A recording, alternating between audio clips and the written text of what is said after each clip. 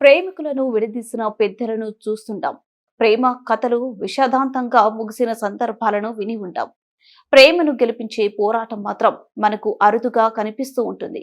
అలాంటి పోరాటమే ఒకటి సాంప్రదాయంగా ఆస్పరి మండలం కైరుప్పల గ్రామంలో కొనసాగింది.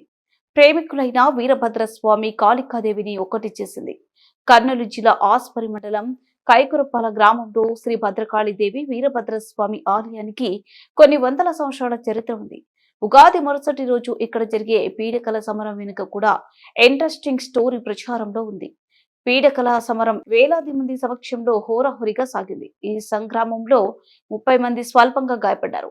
సాంప్రదాయం ప్రకారం కారు మంచి నుంచి పెద్దారెడ్డి వంశస్థుడైన నందకిషోర్ రెడ్డి గుర్రంపై మంది మార్బలం తప్పెట్లు మేళ తాళాలతో కైరుప్పలకు వచ్చారు. దేవాలయంలోకి వెళ్లి పూజలు చేసి వెనుతిరగగానే పీడికల సమరం మొదలైంది. వీరభద్రస్వామి కాళికాదేవి వర్గీయులుగా గ్రామస్తులు విడిపోయారు. కుప్పగా వేసిన పిడకలు అయిపోయేంత వరకు అరగంట పాటు పోరు కొనసాగింది. దెబ్బలు తగిలిన వారు స్వామివారి విభూది అంటించుకుని వెళ్లారు. సంగ్రామం ముగిసిన తర్వాత గ్రామ పెద్దలు గ్రామ పంచాయతీ చేసి కాళికాదేవి వీరభద్రస్వామి వివాహానికి అంగీకారం తెలిపారు.